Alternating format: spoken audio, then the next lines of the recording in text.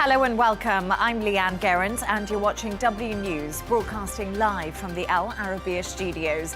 These are our top stories. Air travel could be reduced at 40 airports across the US as the government shutdown continues. World leaders gather in Brazil for COP30, but President Trump is not expected to attend. Israel carries out heavy airstrikes in southern Lebanon following evacuation orders targeting Hezbollah sites. And introducing the Tesla trillionaire, Elon Musk could bag a $1 trillion compensation deal if Tesla shareholders give it the go-ahead.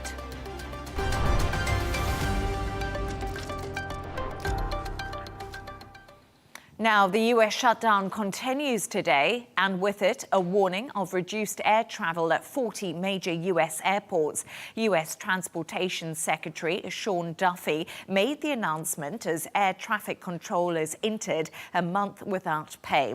It's believed cancellations could increase over the weekend, affecting up to 4,000 flights a day. Here's what Duffy told the media. There'll be frustration. We are working with the airlines. They're going to work with passengers. But in the end, our sole role is to make sure that we keep this airspace as safe as possible. There is going to be a 10% reduction in capacity at 40 of our locations. This is not based on what airline travels, has more flights out of what location.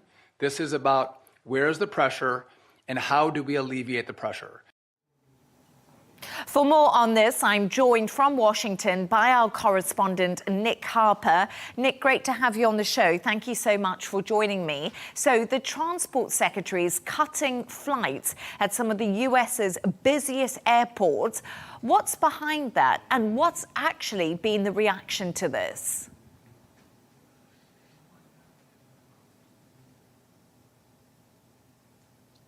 That's right, Leigh-Ann. This is going to have a huge impact on US travel right across the nation. I mean, we've already seen delays and cancellations over the last 5 weeks or so during this shutdown, but things are about to ramp up considerably. So a 10% cut at 40 of the busiest airports, places like Chicago, Atlanta, Dallas, Denver and Los Angeles, all of some of the major hubs across the US. We're told that this will affect domestic flights, probably not international flights, and potentially as many as 4,000 cancellations each day. What we have seen during this shutdown is many air traffic controllers who are without pay at the moment but have to turn up to work, instead calling in sick.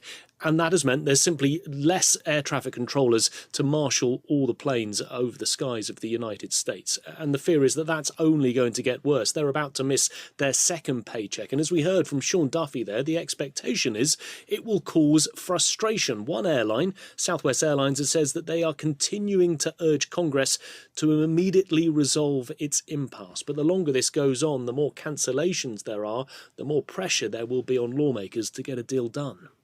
And Nick, this is all down to the shutdown, and we know it's the longest shutdown in history. Why is it so protracted, and what are the key issues preventing a deal being reached between the Republicans and the Democrats?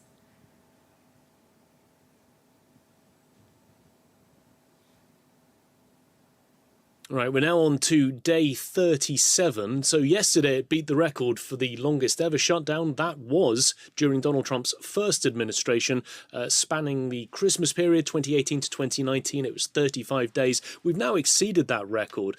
And really, I think it is symptomatic of just how divided politics are in America. There's very little common ground. Democrats and Republicans don't seem willing to come together to try and find some sort of resolution. And central to all of this, from the Democratic point of view, is they say that healthcare subsidies need to be maintained for millions of Americans. If they do a deal under the proposal that the Republicans have put forward, those subsidies for Americans would simply disappear. The Democrats, therefore, are dug in. They want to fight this one out because they feel that these subsidies are crucially important. But as it stands, that impasse remains. And let's talk a little bit about the Democrats, because they are digging in, refusing to budge at the moment. How much of that is actually down to their election wins this week and that historical moment we saw in New York?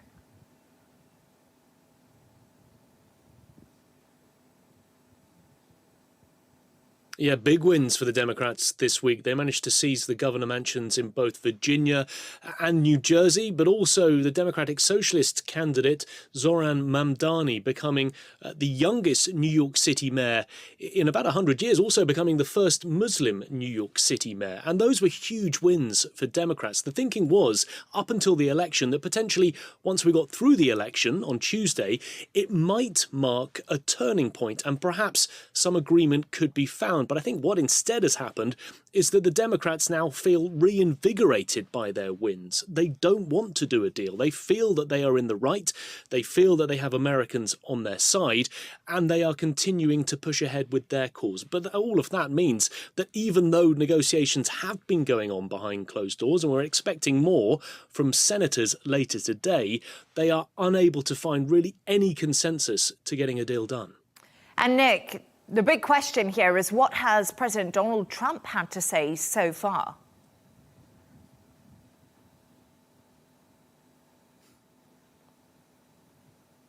Well, he's had plenty to say, but I think it's interesting to note he hasn't really got involved in this in the way that presidents of the past, when there have been shutdowns, have done. He hasn't really been willing to negotiate with the top Democrats.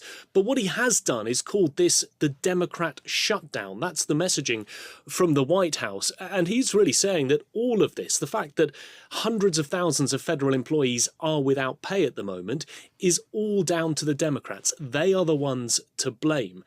And that is causing extra divisions. I think it's interesting to note as well that opinion polls suggest that many Americans, the majority, actually blame the Republicans because they are the ones in control. They control the White House. They have the majorities in both the House of Representatives and the Senate. So therefore, Americans feel with all that power, all that control, Republicans should be the ones that are getting a deal done. Donald Trump doesn't feel so, though. He feels that the Democrats are to blame, and that's his continued message without any possibility of negotiations there from the president. Nick Harper in Washington, thank you so much.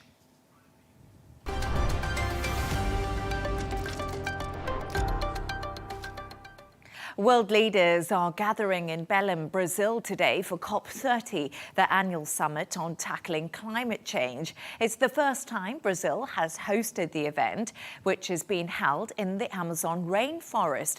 President Donald Trump is not expected to attend after rolling back on climate commitments, but the UK Prime Minister Keir Starmer and Prince William are there following the Earthshot Prize ceremony. Here's what Prince William had to say a little bit earlier.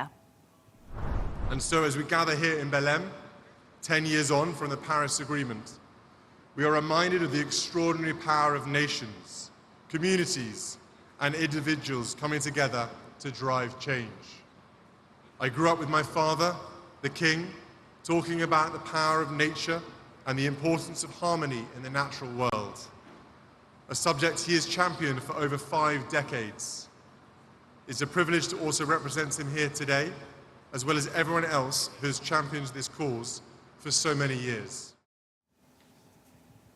I'm now joined by Dr. Najibullah Sadid, a steering member of Afghanistan Water and Environment Professionals Network. Doctor, it's a pleasure to have you on the show. Thank you for joining me.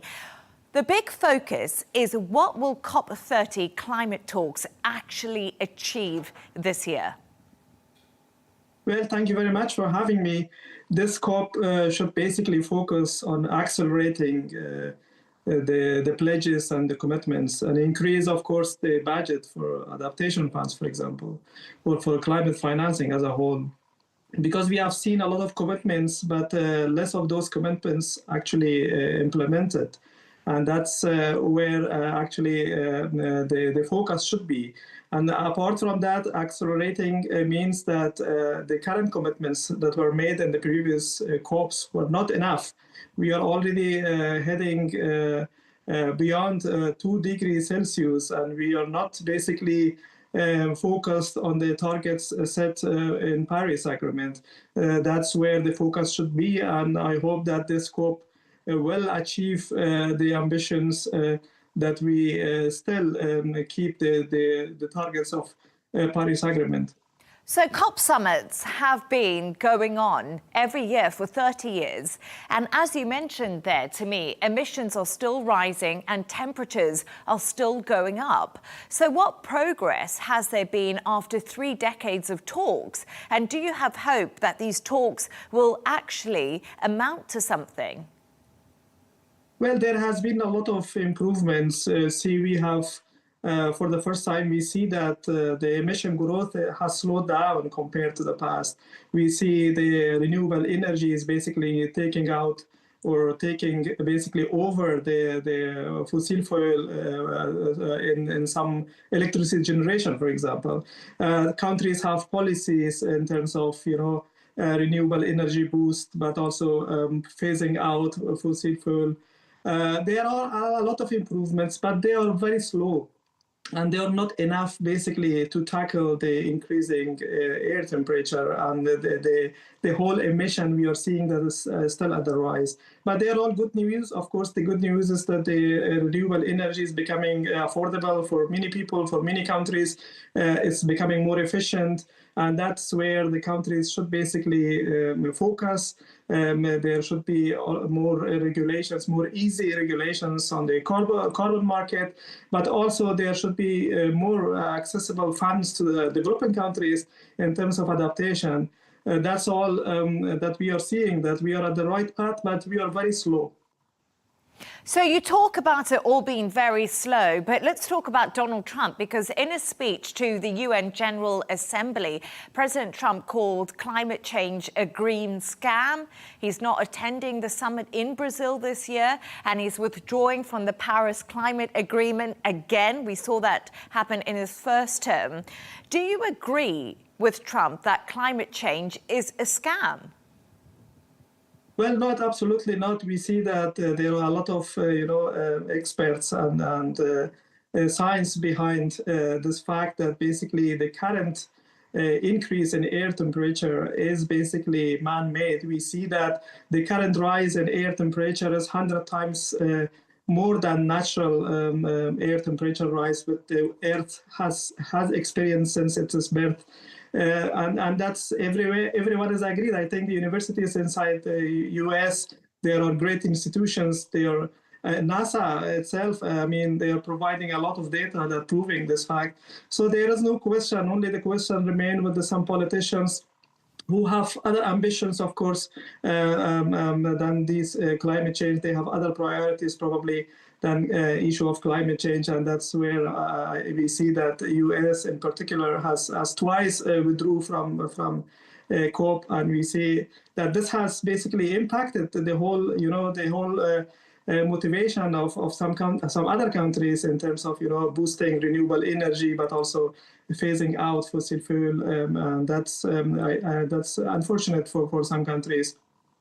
Yes, of course, because Donald Trump did say drill, baby, drill. But do you feel like Afghanistan has been left out of climate conversations when it comes to these big internationals like COP30 that's happening in Brazil? Yes, it is very unjust and unfair to the people of Afghanistan because, they are one of the 10 countries which is mostly impacted by the shocks of the climate change, droughts and floods. And the people are very vulnerable, but they are excluded from these COPs. Their say have no audience. There is no report about climate shocks on COPs. There is no government participation. Last year, the Taliban de facto regime basically participated, but as a symbolic role, not as a country, just as an observer. And this year, as far as I know, there is no participation from Afghanistan. Official participation. There might be some individuals participating, and this is sad because not only Afghanistan, there are some other countries also that are basically struggling to access the budgets that are for adaptation due to the lack of expertise, capacity building, and also complexity of accessing these funds, from the international budgets that are considered for this purpose. And just quickly, before I let you go, Afghanistan is facing a severe water crisis. Will India help Afghanistan build a dam on a cross-border river with Pakistan? Is that something that you're hoping for, Doctor? Well, I don't think this will happen because of the current problems that we are having without settling this issue with the transboundary neighbors. But in the past, India has helped Afghanistan. India has built two dams in Afghanistan, but on the other less sensitive basins. But I see it less likely that this time this happens. Dr. Najibullah Sadid, thank you so much for joining me. A pleasure to have you on and your insights.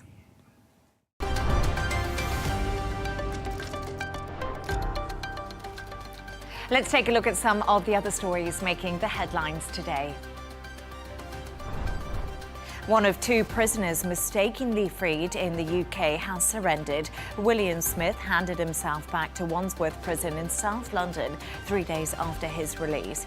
Police are continuing to search for 24-year-old Brahim Kador Sharif. The second incident comes days after the mistaken relief of Hadash Kabatu, with pressure mounting on the country's Justice Secretary, David Lammy.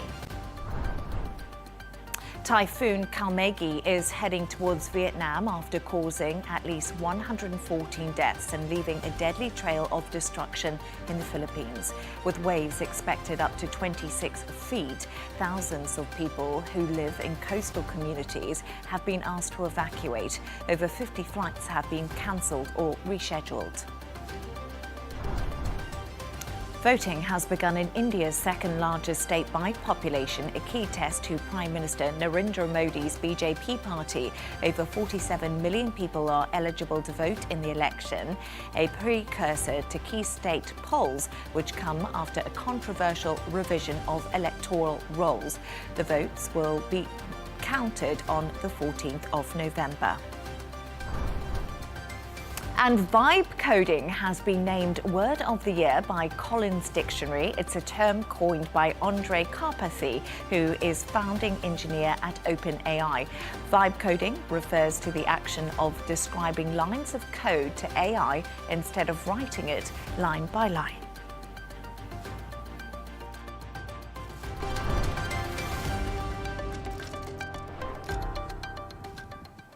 Now, the Israeli military has carried out heavy airstrikes on southern Lebanon today, targeting Hezbollah sites after issuing evacuation orders to residents earlier.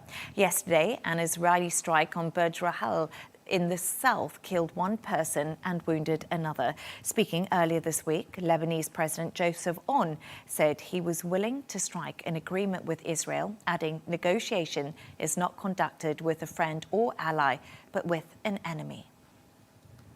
I can now welcome Ihab Matar, member of the Lebanese Parliament, who joins me now in the studio. Thank you so much for joining me. It's a pleasure to have you on. So, as I just mentioned there, Israeli jets have struck several towns in southern Lebanon, and that's after Israel urged residents to leave. Sure. How concerning is this latest warning as Israel does intensify strikes on Lebanon? Well, first of all, thank you for having me. Obviously, this is very concerning. The escalation today is a sign of the obstacles we have in Lebanon to be able to start making Lebanon a better place for, obviously, our people. Now, the decision today by Hezbollah to reject all calls for negotiation between Israel and Lebanon is absurd, is irrational, and in fact is irresponsible. On the other side, now what Israel is doing is raises the question, does Israel hold any interest in an actual negotiation, or all the talks here is just to try and then buy time, and then Israel's interest in territorial expansion is an ongoing issue for us, still causes a risk that there will never be a a long-standing stability in the region. Now, obviously, our concern is for the people of Lebanon. What's happening today makes us, put the question back to Hezbollah to say, your decision today in your own beliefs may be, having some, obviously, like benefits to you, but it's causing actually escalation in the region. Having said that, we don't agree and we don't believe that Israel needs to be provoked by any reason to cause Israel to be retaliating when we can avoid it, especially after our president, Joseph Aoun, said and declared that he's willing to start negotiation. And he clearly said that obviously negotiations don't happen between friends or allies. They happen between opponents and between enemies. So this is a clear statement that as Lebanese, we see Israel as an enemy, but we still need to be talking to them to be able to create a stable environment for the people of Lebanon. So it's really interesting. We've just had the conversation there. You mentioned Hezbollah saying that they don't want Lebanon to enter talks with Israel.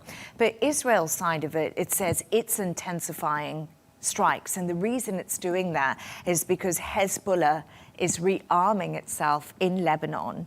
And this is a clear violation of the ceasefire deal that was signed with Israel. And this is where the big conversation is happening at the moment. Can you give me any concrete examples right now about how the Lebanese government is working to disarm Hezbollah and what steps it's taking? Because this is clearly something that Israel is seeing as a violation to that ceasefire. Yeah, well, to be quite honest with you, we don't actually believe that Hezbollah has the ability to be able to be rearming themselves. We believe that Israel is actually creating a reason for them to continue the escalation and then the attacks.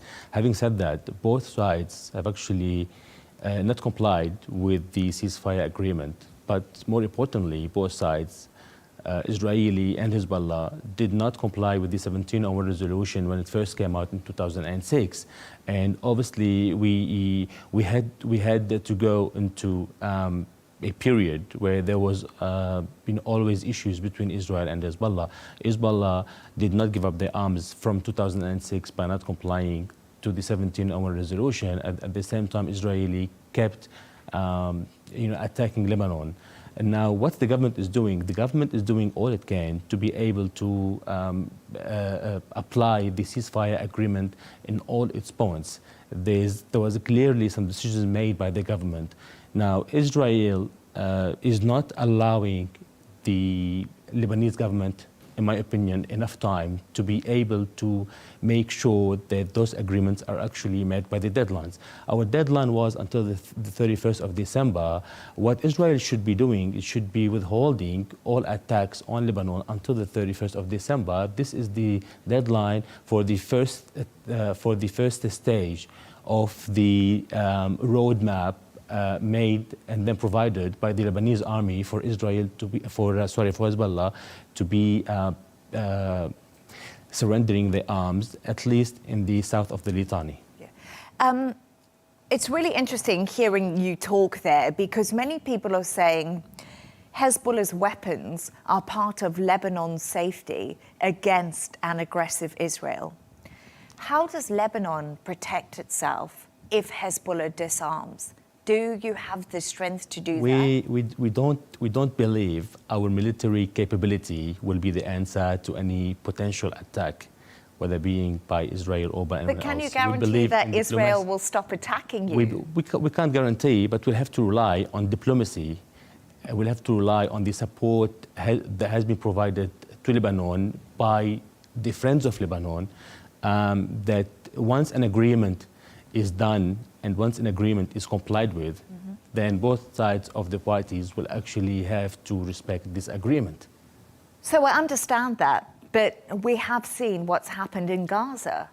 And is Lebanon not thinking we need Hezbollah, we need weapons to some degree, and that could be why we haven't seen this disarmament happen? As a member of parliament, I can clearly tell you more than half of the parliament, the majority of the parliament, does not agree with the fact that Hezbollah is a resistance, is a legal resistance. What we are saying that Hezbollah has maintained its militia approach because they're not complying with all the decisions done by the government. So no, we don't believe that Hezbollah needs to have their arms. Most of the Lebanese parliament, most of the Lebanese people, in fact, don't believe that Hezbollah needs to maintain its weapon arms to be able to protect Lebanon. Again, we believe that the government is responsible to protecting Lebanon. We believe diplomacy, and we believe an agreement that can be done and that is be done, and after negotiation, hopefully, negotiation should take place. And if we look at Gaza, we've seen that there's been improvement and there's been advancement in the situation there because there's been a political approach and there's been a political and diplomatic approach to trying and solving the problem. War and attacks did not solve the issue in Gaza because Israel could have continued forever and the Palestinians and Hamas would have resisted forever. Yes, maybe there were many civilians, they were dying, many injuries, many forms of destructions, but the war only stopped when there was an agreement made. And I think Lebanon can go down this road, and I think if we agree to start negotiation, no matter the forms, no matter the place, no matter the location, no matter the terms, if we start negotiation, I think we will end up having a better position for the Lebanese people, maybe a long-standing agreement that can provide stability, not only for Lebanon, not only for the Lebanese people, but for the region at large. So we're talking there about diplomacy. And that's what you think is going to end the hostilities that we're seeing between Hezbollah and Israel.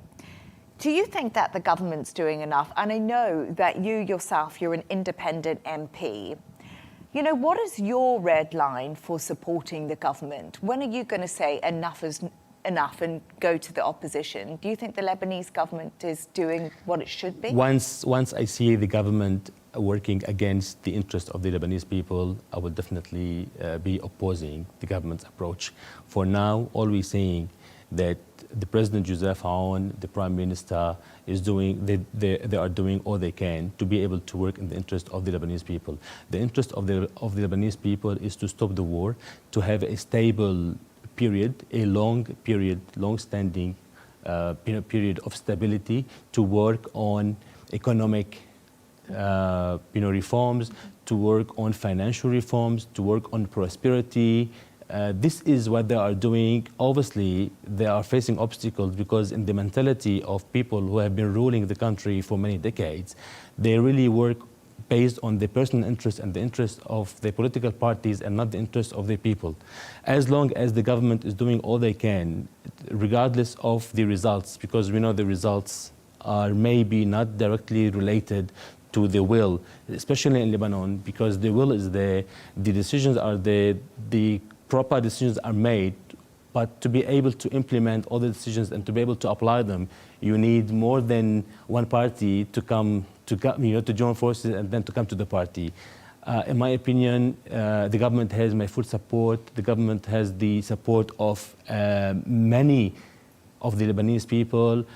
President Joseph Aoun has obviously the support from us to go back to diplomacy, and then a good example of how can diplomacy create a better environment and then solve a problem and maybe stop a war is the effort done by obviously the Arab countries and mainly by Mohammed bin Salman, His Excellency, to try and then get many countries to recognize Palestine as a state. This was a big step forward towards solving the issue. We agree that solving the issue ultimately will have to be based on the two-state solution. The two-state solution will not happen without people recognizing that there is a Palestinian state, and this is what Saudi Arabia has done. And obviously this was a blow to Israel's plan to expansion and then to occupying Palestine. So again, diplomacy is the key. So for you, diplomacy is the key. It's been really interesting to have you on my show. Thank you so much for coming to speak to me. Ihab, it's been a pleasure. Thank you once again. Thank you for having me.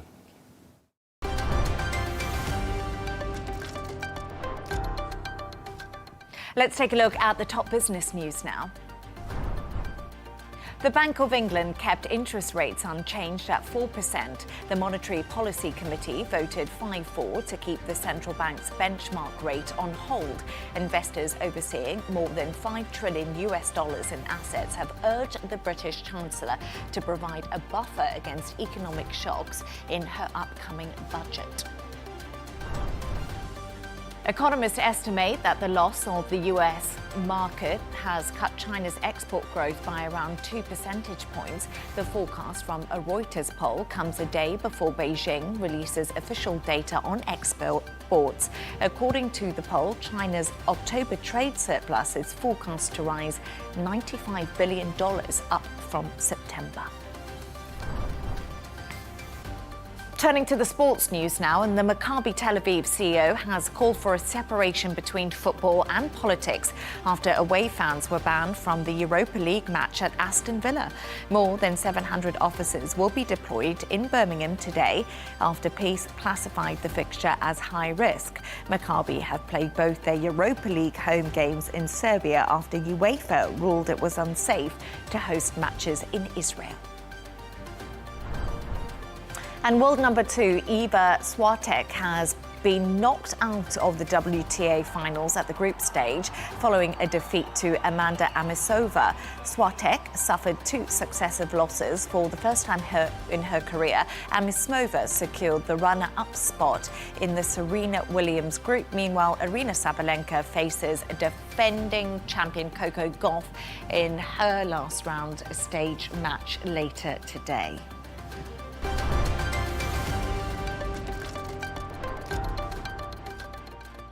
Elon Musk could become the world's first trillionaire if Tesla shareholders approve his latest compensation plan. The annual shareholders meeting takes place in Austin, Texas today. It all hinges on whether Elon can increase Tesla's value to over $8 trillion, making it the most valuable company in history.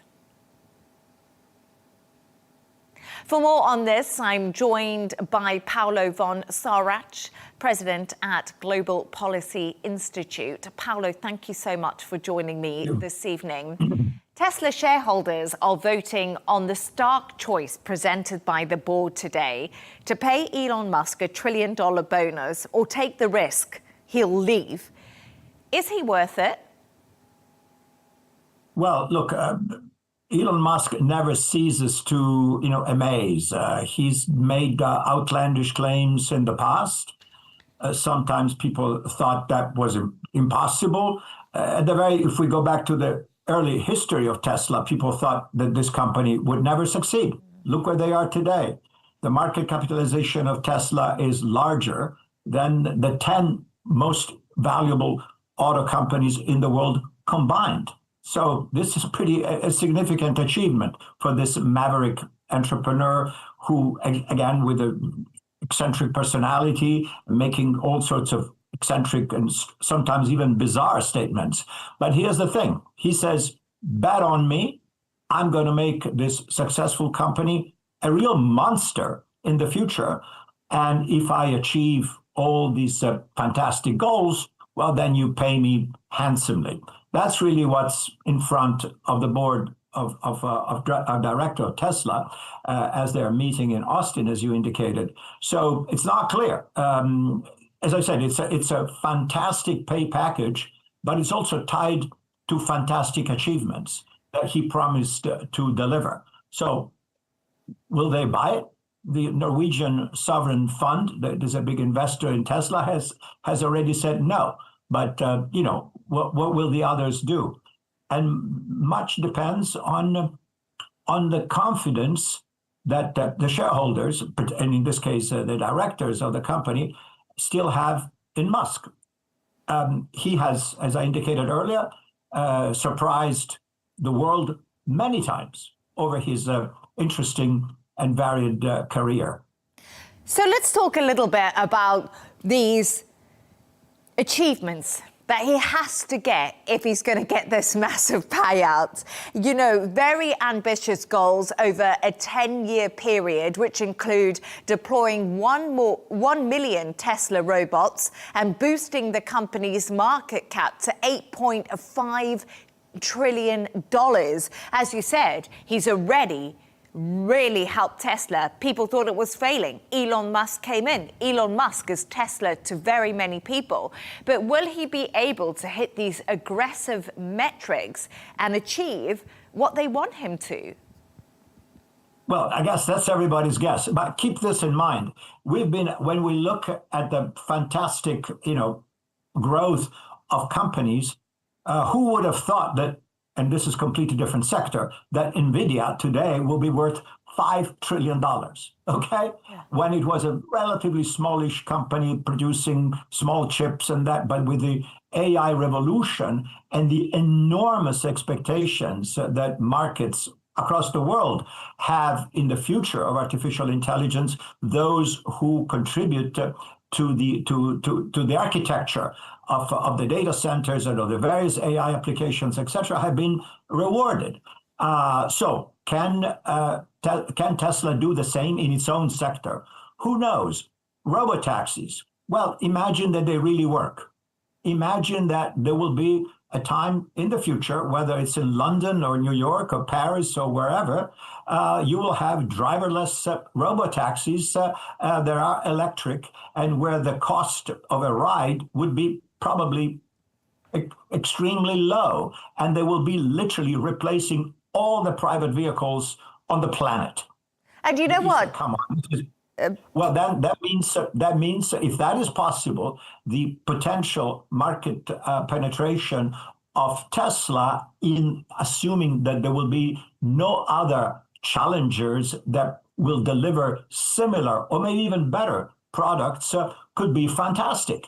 So can we assess this? Can we say, well, will be robotaxis be 10 years from now? I think it would be really, really daring to try to make that assessment. And again, let's keep in mind, right now, which was not the case a few years ago, Tesla has formidable challengers, particularly in China, as we all know. That didn't exist a few years ago. Now we've got a company like BYD, which is conquering markets and representing a serious challenge to Tesla. Will the Chinese be able to compete on technological advancements against Tesla and maybe even do better?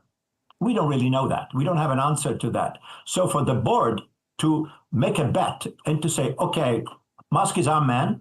He is always delivering. Let's do this. Let's give him this blank check and see if in 10 years he does all this. 10 years is an extremely long time in business. Many things can happen. I would not rule out success, but on the other hand, we have very few elements to say, yes, everything else being equal, these goals will be achieved. And therefore, the man behind all this, the strategist, the visionary, Elon Musk, deserves to be adequately compensated. It's a gamble. You know, Paolo, you said there it's a gamble, and you talked about robo-taxis, and I feel like all of us who watch Tesla as a company have been waiting for those robo-taxis. They're yet to materialize, but they do talk about them when they do their forecast and give their earnings. But a big question for you is, you talked about Elon Musk being eccentric and having some outlandish ideas a little bit earlier. And of course, the world witnessed Elon Musk dabble in politics. And at that time, we saw Tesla shares plummet. Do you think some shareholders lost faith in Elon Musk and asked questions about where his priorities really lie during that stint in politics, and also after buying Twitter, which is now X?